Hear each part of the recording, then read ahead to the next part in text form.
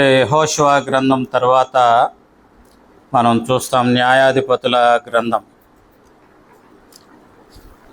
ఈ న్యాయాధిపతుల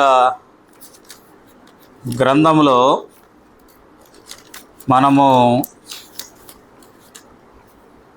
సుమారుగా 13 మంది న్యాయాధిపతుల గురించి మనం చూడగలుగుతాం. ఈ 13 మంది న్యాయాధిపతుల్లో ఈ యొక్క యెఫ్తా అనేటటువంటి ఇతను 9వ న్యాయాధిపతిగా ఇశ్రాయేలు ప్రజలకు ఉన్నట్లుగా మనం చూస్తాం.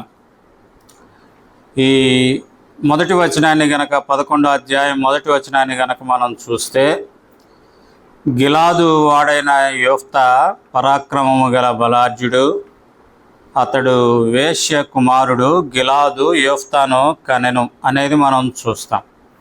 కాబట్టి ఈ యెఫ్తా గిలాదుకి జన్మించినటువంటి వ్యక్తి. గిలాదు కాపురస్తుడు కూడా. ఆ గ్రామానికి గిలాదును బట్టి గిలాదు అనేటటువంటి పేరు వచ్చింది. కాబట్టి గిలాదు కాపురస్తుడు అనేటటువంటిది మనం చూస్తాం. ఈ యొక్క న్యాయాధిపతుల గ్రంథము యెహోషువ మరణం తర్వాత నుండి సంసోను యొక్క మరణం వరకు వ్రాయబడినట్లుగా మనం చూస్తాం. దీనిలో సుమారుగా 308 సంవత్సరాల యొక్క చరిత్ర ఉన్నట్లుగా మనం చూస్తాం. కాబట్టి ఈ 308 సంవత్సరాల యొక్క ఈ చరిత్రలో 13 మంది న్యాయాధిపతులు ఉన్నట్లుగా చూస్తాం. ఈ 13 మంది న్యాయాధిపతుల్లో ఈ గిలాదు అనేటటువంటి వ్యక్తి 9వ న్యాయాధిపతి అనేటటువంటిది మనం చూస్తాం. ఈ యొక్క యెఫ్తా అంటే అర్థం ఏంటిది అంటే తెరిపించేవాడు అనేటటువంటిది అర్థం. తెరిపించు లేదా తెరిపించువాడు అంటే ఓపెన్ చేసేటటువంటి వాడు అనేది అర్థం. కాబట్టి ఈ యొక్క గిలాదు మాకీరు కుమారుడు అనేది మనం చూస్తాం.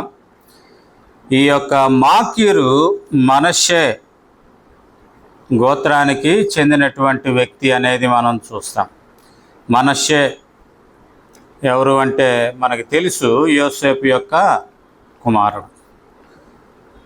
కాబట్టి ఈ దినం ఈ యొక్క యెఫ్తా గురించి 2 భాగాలుగా మనం ధ్యానిస్తాం. యెఫ్తా యొక్క ప్రారంభ జీవితము, రెండవది యెఫ్తా యొక్క తదుపరి జీవితం. అంటే యెఫ్తా ఇశ్రాయేల్ నుండి వెళ్ళగొట్టబడినటువంటి జీవితం మొదటిదిగా మనం చూస్తాం.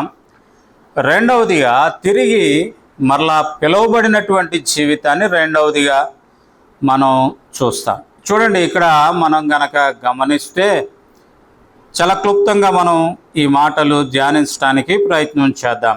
2వ వచనం, గిలాదు భార్య అతనికి కుమారులను కనగా వారు పెద్దవారై యెఫ్తాతో, నీవు అన్య స్త్రీకి పుట్టినవాడవు గనుక మన తండ్రి ఇంట నీకు స్వాస్థ్యము లేదు అనిరి. కాబట్టి మనం ఇక్కడ చూస్తాం గిలాదు యొక్క జీవితం ఎలాంటిది అంటే ఉపపత్నికి పుట్టినటువంటి వాడు. మనకి ఇక్కడ పైన వ్రాయబడినటువంటిది ఏంటంటే మొదటి వచనంలో వేశ్యకు పుట్టినటువంటి వాడు. రెండవదిగా మనం గమనిస్తే అన్య స్త్రీకి పుట్టినటువంటి వాడు అని ఈ యొక్క యెఫ్తా కుమారులే అతనితో చెప్తా ఉన్నట్లుగా మనం చూస్తాం. కాబట్టి మొదటిదిగా ఇతడు అన్య స్త్రీకి పుట్టినటువంటి వాడు అనేది మనం చూస్తూ ఉన్నాం. రెండవదిగా మనం గమనిస్తే గనక ఈ యొక్క 3వ వచనములో మనం చూస్తూ ఉన్నాం. చూడండి, యెఫ్తా తన సహోదరుల యొద్ద నుండి పారిపోయి టోబు దేశమున నివసింపగా అల్లరి జనము యెఫ్తా యొద్దకు వచ్చి అతనితో కూడా సంచరించుచుండెను. కాబట్టి ఇతని యొక్క జీవితం ఎలాంటిది అనేది మనం గమనిస్తే, రెండవదిగా ఇతడు అల్లరి జనముతో జీవించినటువంటి వ్యక్తి అనేది మనం చూస్తాం. అల్లరి జనం అంటే మనకు తెలుసు, క్రమము లేనటువంటి జీవితము అనేటటువంటిది మనం చూస్తాం.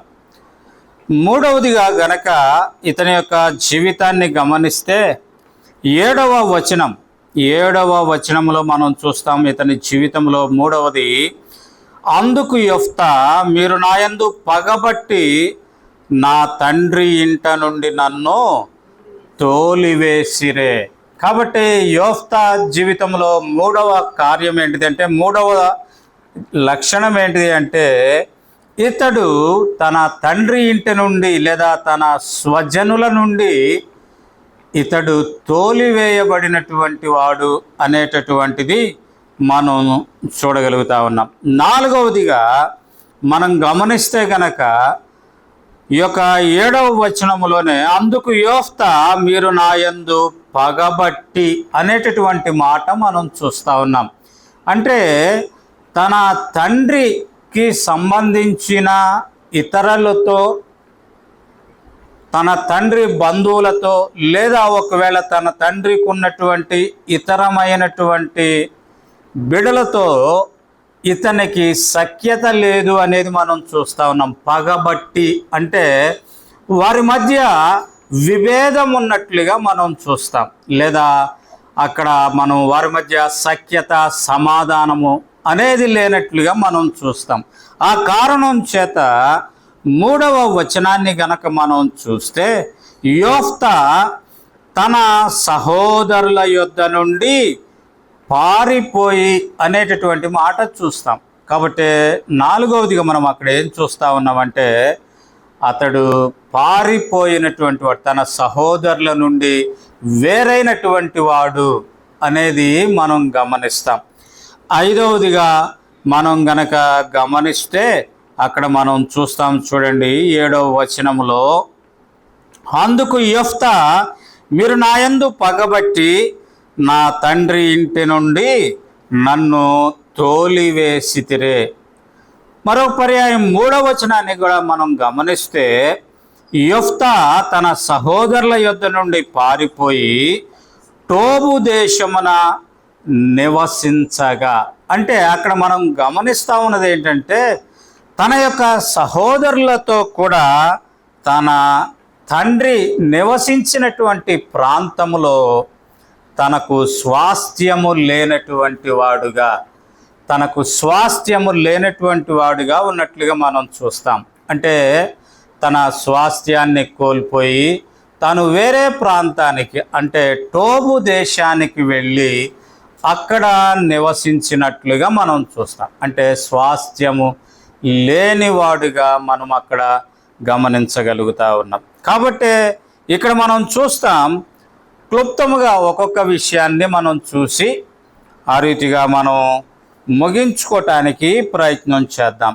కాబట్టి ఇక్కడ మనం గమనిస్తూ ఉన్నాం, చూడండి, ఇతడు అన్య స్త్రీకి పుట్టినటువంటి వాడు, లేదా వేశ్యకు లేదా ఉపపత్నికి ఇతడు పుట్టినటువంటి వాడు అనేది మనం గమనిస్తాం. అన్య స్త్రీకి పుట్టినటువంటి ఆ కారణం చేత మనం ఇక్కడ గనక గమనిస్తే, రండి చూద్దాం. ఈ యొక్క నెహెమ్యా గ్రంథము మనం గమనిస్తాం. నెహెమ్యా గ్రంథం 13వ అధ్యాయము, నెహెమ్యా గ్రంథము 13వ అధ్యాయం 23వ వచనంలో, ఆ దినములలో అష్టోదు, అమ్మోను, మోయాబు సంబంధులైన స్త్రీలను వివాహము చేసుకున్న కొందరు యూదులు నాకు కనబడిరి. వారి కుమారులలో సగం మంది అష్టోదు భాష వారు ఆయా భాషలు మాట్లాడువారు, కానీ యూదు భాష వారిలో ఎవరికి రాదు. కాబట్టి అంతటా నేను వారితో వాదించి వారిని శపించి కొందరిని కొట్టి వారి తల వెంట్రుకలను పెరికివేసి, మీరు వారి కుమారులకును మీ కుమార్తెలను ఏకయు, మీ కుమారులకైనను మీకైనను వారి కుమార్తెలను పుచ్చుకొనకయు ఉండువలనని వారి చేత దేవుని పేరట ప్రమాణము చేయించి.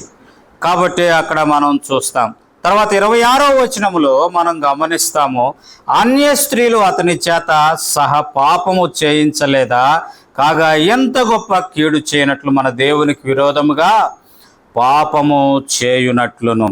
కాబట్టి ఈ రీతిగా మనం గమనిస్తూ ఉన్నాం. తత్ఫలితంగా అటువంటి వారందరినీ కూడా నెహెమ్యా వెళ్ళగొట్టినట్లుగా మనం అక్కడ చూస్తాం.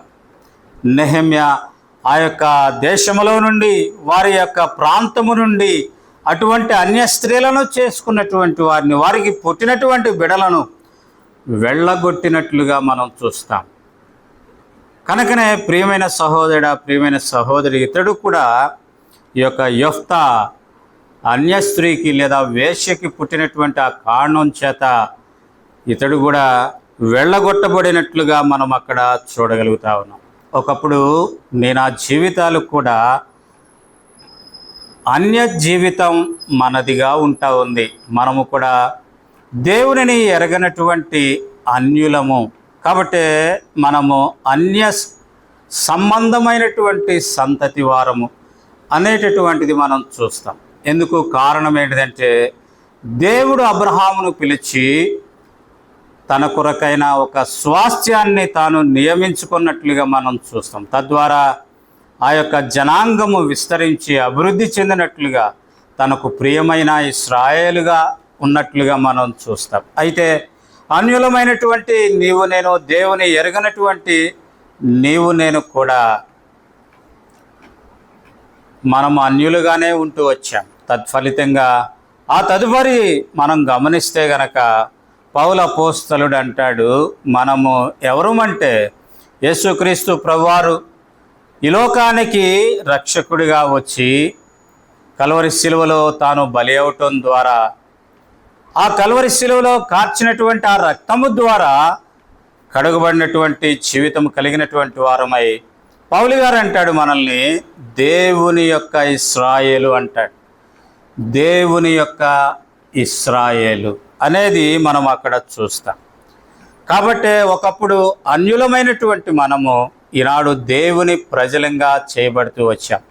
ఏ రీతిగా అయితే యెఫ్తా అన్యుడిగా తరిమివేయబడినటువంటి యెఫ్తా తిరిగి పిలువబడినట్లుగా మనం చూస్తాం. ఇక్కడ చూస్తూ ఉన్నాం. చూడండి, మనం గమనిస్తే గనక 6వ వచనంలో, గిలాదు పెద్దలు టోబు దేశము నుండి యెఫ్తాను రప్పించుటకు పోయి, నీవు వచ్చి మాకు అధిపతివై. కాబట్టి ఎప్పుడైతే యెఫ్తా పిలవనంపించబడ్డాడో, తిరిగి వారి దగ్గరికి రప్పించబడుతూ వచ్చాడో, వారిలో అతడు భాగమైనట్లుగా మనం అక్కడ చూస్తాం. వారిలో అక్కడ భాగమైనట్లుగా మనం చూస్తాం. అదే రీతిగా అన్యులమైనటువంటి మన జీవితంలో మనము కూడా దేవుణ్ణి మనము వెతకలేదు, ఎరగలేదు, కానీ దేవుడే మనల్ని వెతికినట్లుగా, దేవుడే మనల్ని ఏర్పాటు చేసుకొని ఆయన పిలిచినట్లుగా. అందుకే లూకా సువార్తలో మనం చూస్తాం, నశించిన దానిని వెదకి రక్షించుటకు. కాబట్టి ఆ రీతిగా వెదకి రక్షించబడినటువంటి వారంగా యెఫ్తా వలె నీవు నేను ఉన్నట్లుగా మనం చూస్తాం. యెఫ్తా తరిమివేయబడినటువంటి జీవితం కలిగిన యెఫ్తా తిరిగి పిలువనంపించబడినాడు, తన స్వజనుల యొద్దకు తిరిగి రాగలిగినాడు అనేది మనం అక్కడ చూస్తాం. రెండవదిగా మనం గమనిస్తూ ఉన్నాం, 3వ వచనములో, టోబు దేశమున నివసింపగా అల్లరి జనము యెఫ్తా వద్దకు వచ్చి అతనితో కూడా సంచరించుచుండెను అనేది. ఈ యొక్క తరిమివేయబడినటువంటి ఈ యెఫ్తా ఎక్కడ నివసిస్తూ వచ్చాడు, ఎవరి మధ్య జీవిస్తూ వచ్చాడు అంటే అల్లరి జనము మధ్య. అల్లరి జనము మధ్య. అల్లరి జనం ఎలా ఉంటారండి? మనలాగా చాలా క్రమముగా కూర్చుంటారా? మౌనంగా మాట్లాడకుండా ఉంటారా? కాదు కదా.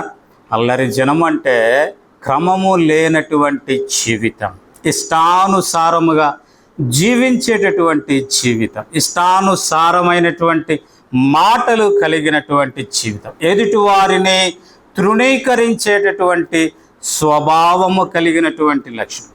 అలాంటి జనము మధ్య ఈ యొక్క మరి మనం గమనిస్తాం, యెఫ్తా నివసించినట్లుగా మనం చూస్తూ ఉన్నాం. అందుకే మనం గనక గమనిస్తే మొదటి పేతురు పత్రిక 4వ అధ్యాయము 3వ వచనాన్ని కనుక మనం గమనిస్తే, మొదటి పేతురు పత్రిక 4వ అధ్యాయము 3వ వచనాన్ని కనుక మనం గమనిస్తే అక్కడ వ్రాయబడతా ఉంటుంది, మనము పోకిరి చేష్టలు, దురాశలు, మద్యపానము, అల్లరితో కూడిన ఆటపాటలు, త్రాగుబోతుల విందులు, చేయదగని విగ్రహ పూజలు మొదలైన వాటి యందు నడుచుకొనొచ్చు అన్య జనుల ఇష్టము నెరవేర్చుటకు గతించిన కాలమే చాలు. కాబట్టి అన్యజనుల ఇష్టం.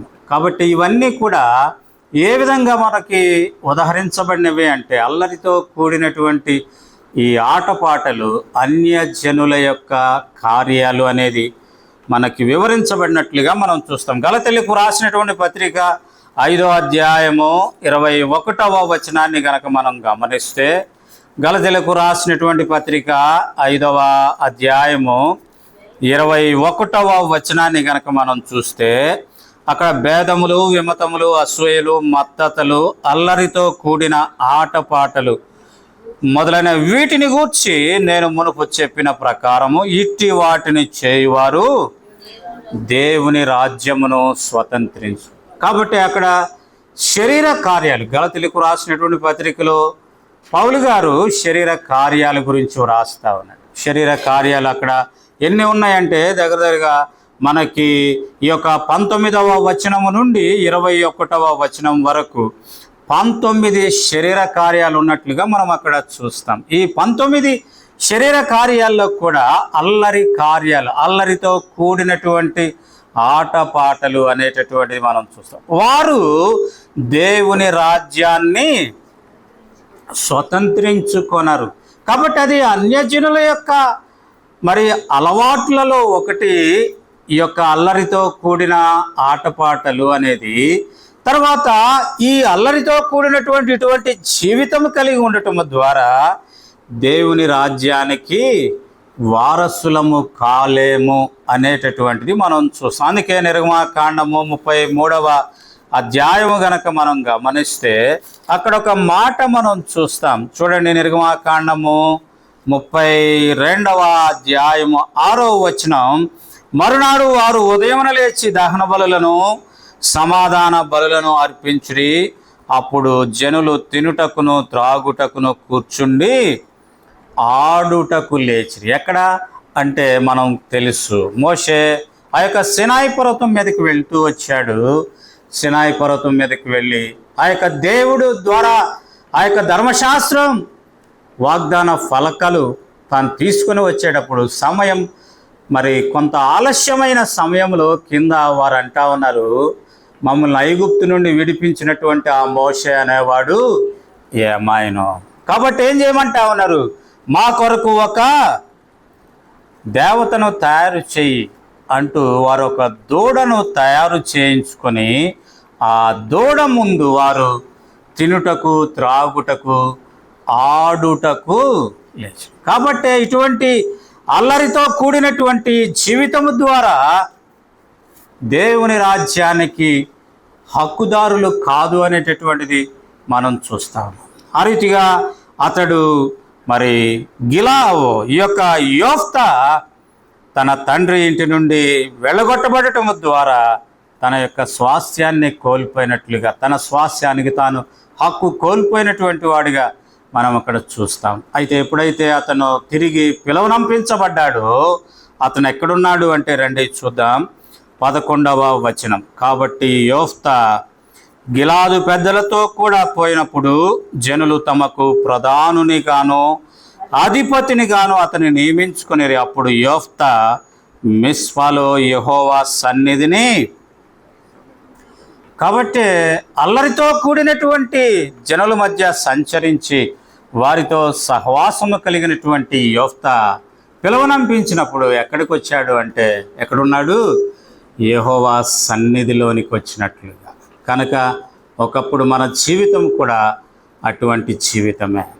దేవుని ఎరగనప్పుడు మన ఇష్టానుసారంగా అల్లరి చిల్లరిగా మన ఇష్టం వచ్చినటువంటి రీతిగా ప్రవర్తించినటువంటి మనము ఎప్పుడైతే దేవుని ఇంట స్వాస్థ్యము లేనటువంటి వారంగా, పరలోకములో మనకు స్వాస్థ్యము లేనటువంటి వారంగా జీవించినటువంటి మనము ప్రియ ప్రభు అయినటువంటి యేసుక్రీస్తు ప్రభు వారు ఈ లోకానికి వచ్చి మన యొక్క సమస్తమైనటువంటి శిక్షను ఆయన కల్వరి శిలువలో భరించడం ద్వారా తిరిగి నీవు నేను కూడా మనం ఆ రీతిగా నిత్య స్వాస్థ్యానికి హక్కుదారులమైనట్లుగా మనం చూడగలం. అందుకే ఎఫెసీలకు రాసినటువంటి పత్రికలో మనం ఒక మాట చూస్తాం. చూడండి, అపోస్తుడైన పౌలు ఎఫెసీ సంఘానికి రాసినటువంటి పత్రిక 2వ మనం అక్కడ చూస్తాం. చూడండి, 1వ అధ్యాయము 11వ వచనం.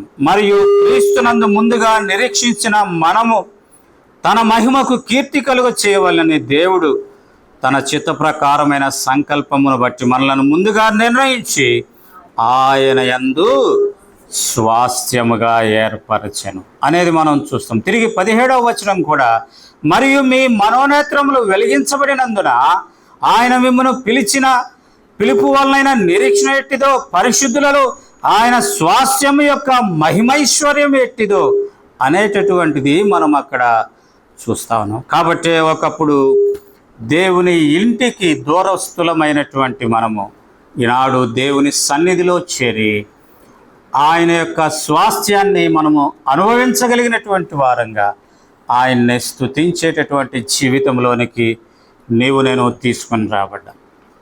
కారణం ఏంటంటే మన కొరకై ప్రభు అయిన యేసుక్రీస్తు ప్రభువారు కల్వరి శిలువలో అర్పించిన ఆ యొక్క బలియాగాన్ని బట్టి, ఆయన కార్చినటువంటి ఆ రక్తాన్ని బట్టి తిరిగి నీవు నేను సమకూర్చబడినట్లుగా మనం చూస్తాం. యోఫ్తా ఏ రీతిగా అయితే తిరిగి పిలవనంపించబడ్డాడు, ఆ రీతిగా క్రీస్తును బట్టి తిరిగి నీవు నేను కూడా తండ్రి యొద్దకు చేర్చబడినట్లుగా మనం చూస్తూ ఉన్నాం. 3వదిగా మనం గమనిస్తే గనక అక్కడ చూస్తాం. 3వదిగా గమనిస్తే 7వ వచనములో, అందుకు యోఫ్తా మీరు నా యందు పగబట్టి నా తండ్రి ఇంట నుండి తోలివేసితిరే అనేది మనం చూస్తాం. తోలివేయబడినటువంటి జీవితం. ఎవరిని తోలుతారండి? సహజంగా తోలివేయటం అంటే ఈ పదం మనము ఎక్కడ మనం ఉపయోగిస్తామంటే జంతువులకు సంబంధించి మనం అరే ఆ గేదెను తోలండి అయ్యా, లేదా పశువుని తోలండి అయ్యా అంటాం కదా. సహజంగా కొన్ని ప్రాంతాల్లో మరి బహుశా నేను అనుకోవటం రాయలసీమ లేదా తెలంగాణ ప్రాంతాలు అంటాం, వాళ్ళని తోలుకు రండి అంటాం, వాళ్ళని తోలుకు రండి అంటాం కదా. తోలుకు రండి అనేది అయితే తోలివేయబడినటువంటి జీవితం. అందుకే మనం గమనించగలము, ఆదికాండము 3వ అధ్యాయంలో కనుక మనం గమనిస్తే ఆ యొక్క హవ్వ ఆదాము దేవుని యొక్క ఆజ్ఞను మీరిన కారణం చేత వారు ఏదెనులో నుండి తోలివేయబడినట్లుగా మనం చూస్తాం. కారణం ఏంటంటే వారి జీవితంలో పాపానికి స్థానం ఇచ్చిన కారణం చేత, వారి జీవితంలో ఆజ్ఞను అతిక్రమించినటువంటి కారణం చేత వారు తోలివేయబడినటువంటి జీవితం కలిగిన వారుగా వారు ఉంటూ వచ్చారు. ఆ రీతిగానే నేను ఆ జీవితంలో కూడా ఒకప్పుడు దేవుని సన్నిధికి దూరస్థులమైనటువంటి వారు, దేవుని సన్నిధిని సమీపించలేక ఉన్నటువంటి వారు. అయితే ప్రేమ కలిగినటువంటి ఆ ప్రభు తిరిగి నన్ను సమకూర్చినట్లుగా, ఏ రీతిగా అయితే యోఫ్తా పిలువబడుతూ వచ్చాడో తన స్వజనుల ద్వారా, తన స్వజనుల యొక్క ఎక్కడ మనం చూస్తాం. చూడండి, ఇక్కడ గమనిస్తూ ఉన్నాం. మనం చూడండి, ఇక్కడ ఈ యొక్క న్యాయాధిపతుల గ్రంథం 11వ అధ్యాయములో మనం గమనిస్తే గనక చూడండి, 6వ వచనములో గిలాదు పెద్దలు ఎవరు పిలిచారండి? గిలాదు పెద్దలు. కాబట్టి ఆ యొక్క దేశం లేదా ఊరి యొక్క పెద్దలు తిరిగి తమ తండ్రి కుమారుడైనటువంటి ఆ యోఫ్తాను పిలవనంపించబడినటువంటి రీతిగా యేసుక్రీస్తు ప్రభు ద్వారా దూరస్థులమైనటువంటి మనము తిరిగి సమీపస్థులంగా చేయబడినట్లుగా మనం చూస్తాం. ఒకప్పుడు మనం దూరస్థులమే, ఒకప్పుడు దేవుని సన్నిధికి రావటానికి యోగ్యత లేనటువంటి వారమే, ఒకప్పుడు దేవుని పేరు ఉచ్చరించడానికి యోగ్యులు కానటువంటి వారు. అయితే యేసుక్రీస్తు ప్రభు ద్వారా తిరిగి నేను కూడా ఆ యొక్క ఇశ్రాయేలుతో కూడా సహపౌరులమైనట్లుగా, అందుకే ఎఫెసీ పత్రికలో మనం చూస్తాం 2వ అధ్యాయంలో రండి చూద్దాం. ఎఫెసీ పత్రికలో 2వ అధ్యాయంలో మనం చూస్తాం. చూడండి ఒక మాట, ఎఫెసీ పత్రిక 2వ అధ్యాయం 16వ వచనం. తన శిలువ వలన ఆ ద్వేషమును సంహరించి దాని ద్వారా వీరిద్దరిని ఏక శరీరముగా చేసి అనేటటువంటి మాట మనం చూస్తాం. 18వ వచనంలో ఆయన ద్వారానే మనము ఉభయులము ఒక్క ఆత్మయందు తండ్రి సన్నిధికి. కాబట్టి ఆ రీతిగా మనం దేవుని సన్నిధానానికి చేరగలిగినట్లుగా మనం అక్కడ చూస్తాం. 4వదిగా మనం గమనిస్తే కనుక ఇక్కడ 3వ వచనంలోనే మనం చూస్తాం, యోఫ్తా తన సహోదరుల యొద్ద నుండి పారిపోయినటువంటి జీవితం. వారి మధ్య ఉన్నటువంటి ద్వేషం కారణం చేత యోఫ్తా వారి మధ్య నివసించలేక వారి యొద్ద నుండి పారిపోయినటువంటి జీవితం కలిగిన వాడిగా ఉన్నట్లుగా మనం చూస్తాం. యాకోబు యొక్క జీవితంలో కూడా మనం గమనిస్తాం. యాకోబు ఏశావు యొక్క ఆ యొక్క మరి జ్యేష్ఠత్వాన్ని తాను పొందినటువంటి తరువాత, అంటే ఏ రీతిగా తాను ఆ యొక్క జ్యేష్ఠత్వాన్ని పొందాడు అంటే మోసగించి పొందినటువంటి దానిని బట్టి ఆ యొక్క ఏశావు యాకోబు మీద పగబెట్టి యాకోబు నేను చంపుతాననుకున్నప్పుడు ఆ రీతిగా యాకోబు తన తండ్రి ఇంటి నుండి పారిపోయినట్లుగా మనం అక్కడ చూస్తాం. తిరిగి ఆ యొక్క తన మామ దగ్గర అయినటువంటి లాబాను దగ్గరికి వెళ్ళి అక్కడ తన యొక్క మరి మామ కుమారుడు వారి యొక్క మరి చూపు తన మీద సరిగా లేని కారణం చేత తన భార్యలు తనకు కలిగిన అన్నిటిని తీసుకొని రహస్యంగా పారిపోయినట్లుగా కారణం ఏంటిది అంటే తాను చేసినటువంటి మోసము అనేటటువంటిది మనం చూస్తాం. అదే రీతిగా మనం గమనిస్తే గనక మనకు తెలిసినటువంటి విషయమే, యోనా కూడా ఆ యొక్క ఓడలో పడి వెళ్తా ఉన్నప్పుడు వచ్చిన గొప్ప తుఫాను ద్వారా వారు అడుగుతూ వచ్చారు, నావికులు నువ్వెవరు, ఎక్కడి నుంచి వచ్చావు, ఎక్కడికి వెళ్తా ఉన్నావు అంటే అతడు చెప్తాడు ఏమనంటే, నేను సజీవుడైన దేవుని సన్నిధి నుండి నేను పారిపోతా ఉన్నాను. కారణం ఏంటిది అంటే తనకు ఇష్టము లేనటువంటిది, అంటే దేవుని మాట నెరవేర్చేదాని కొరకై తాను ఇష్టపడినటువంటి జీవితం కలిగిన వాడే తాను నినివేకి వెళ్లకుండా తార్షీషుకు వెళ్తా ఉన్నట్లుగా మనం అక్కడ చూస్తాం. కాబట్టి అనేక పర్యాయాలు మన జీవితాల్లో కూడా అటువంటి జీవితం కలిగినటువంటి వారు, మోసము చేత మనం నింపబడినటువంటి వారము, దేవునికి ఇష్టము కానటువంటి జీవితము జీవించటము ద్వారా మనము పారిపోయినటువంటి వారం. అదే సమయంలో మనం ఇక్కడ గమనిస్తాం, దినవృత్తాంతముల మొదటి గ్రంథము 2వ